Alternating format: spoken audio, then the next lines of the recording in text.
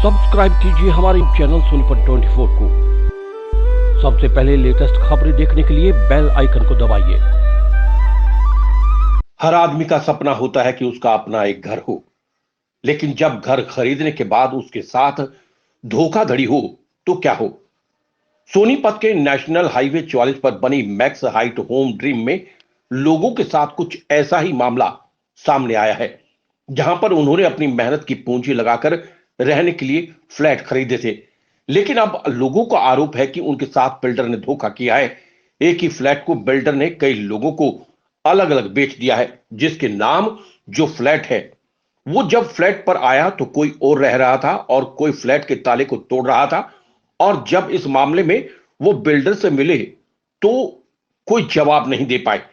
इसके बाद लोगों ने मैक्स हाइट होम ड्रीम के मेन गेट पर इकट्ठा होकर बिल्डर के खिलाफ प्रदर्शन किया और सरकार से न्याय की गुहार लगाई और साथ ही बिल्डर के खिलाफ सख्त से सख्त कार्रवाई की मांग की।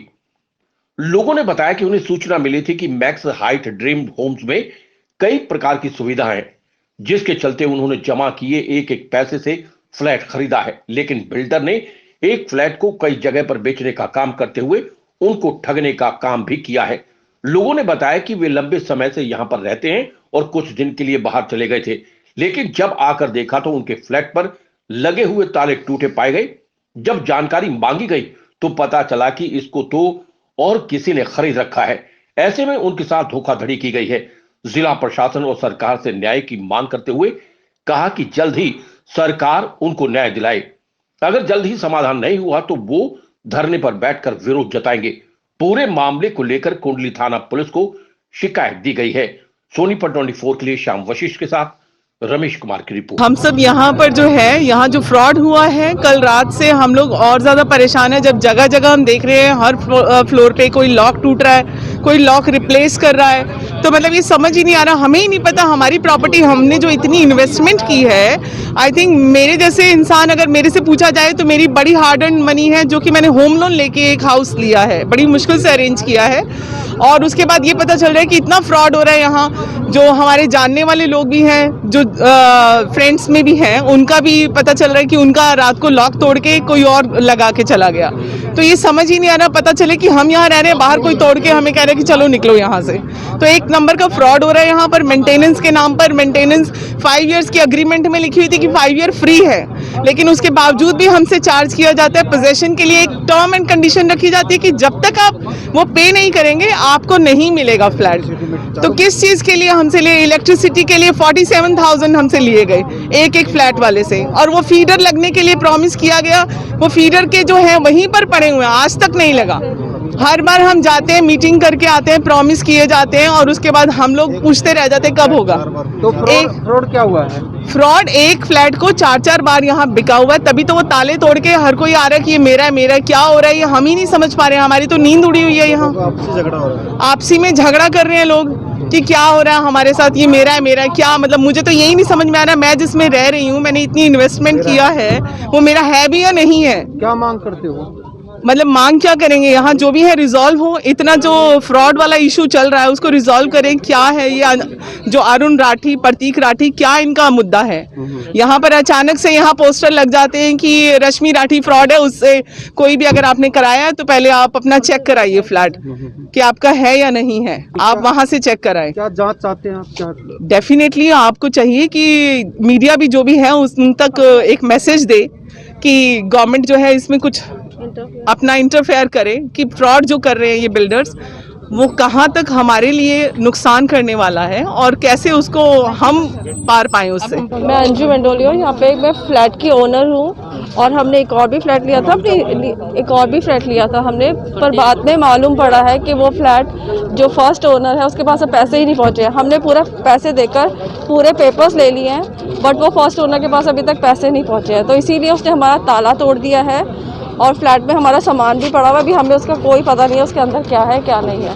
तो ये बड़ी मुश्किल से, देखो अफोर्डेबल होम्स है, सबने बड़ी मुश्किल से हार्ड अर्न मनी से पैसे कमा के लिए है ये, तो इस तरह से फ्रॉड होगा तो कैसे चलेगा। और अभी लॉकडाउन का टाइम है, पैसे सबके पास तंगी है, सबके बिजनेस बैठ गए हैं, तो ऐसे पैसों के साथ फ्रॉड होगा तो कैसे होगा। तो हमें या तो हमारा पैसा वापस करें या हमें फ्लैट अलॉट करें हमारे नाम पर। क्या नाम है आपका? मैं अंजू वेंडोलिया बोल रही हूँ। ये इकट्ठे हुए हो कोरोना जैसी महामारी और फिर भी आप लोग इकट्ठा किया, वजह क्या कारण?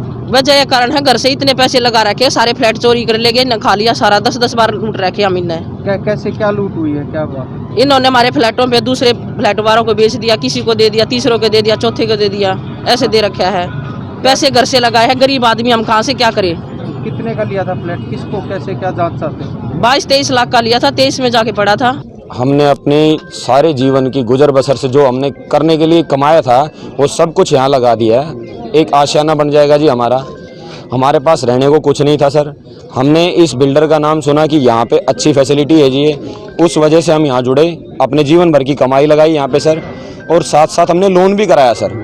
लोन कराया, बैंक ने वहाँ से सारी वेरिफिकेशन की सर। अब बैंक भी इसमें डिफॉल्टर हो गया बिल्डर के साथ में, बताइए आप सर। बैंक से हमने लोन कराया, रजिस्ट्री भी हो गई है हमारे फ्लैट की।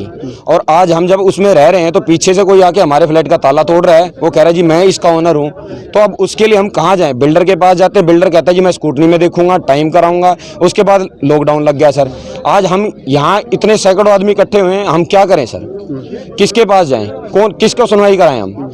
रश्मि राठी जी बैठते थे वहाँ, उन्होंने ऑथराइज सिग्नेटरी बताया उनको। अंदर बिल्डर जो ओनर है वो कहते थे मैं इनके रिश्तेदार हूँ जी, आई एम द ओनर। अब बिल्डर के ऑफिस में जाके हम पैसे दे रहे हैं, लोन कराया। अब आदमी विश्वास करे तो किस पे करेगा सर? ये रजिस्ट्री करवा दी उन्होंने हमारी। रजिस्ट्री देखिए सर, ये रजिस्ट्रार ऑफिस से हो रही है, कोई नकली रजिस्ट्री थोड़ी हो जाएगी सर ऐसे। स्टैंप ड्यूटी भरी है हमने सर, व्हाइट में गए हैं सारी, ये रजिस्ट्री की आप कॉपी दिखाएं सबको सर। तो अब इसके अंदर हम कहाँ जाएं सर? किसकी माँ को माँ कहेंगे हम? इतने सारे लोग रोड पे आ गए हैं जी हम तो। उधर से बैंक का डंडा आ रहा है जी, आप हमारे को ईएमआई दे। अगर ईएमआई नहीं भरते हैं तो सर हम कहाँ जाएं? ऊपर से लॉकडाउन लगा हुआ है, बिल्डर अपना ऑफिस बंद करके बैठ गया है, हम यहाँ आके कहाँ शोर मचाएं सर?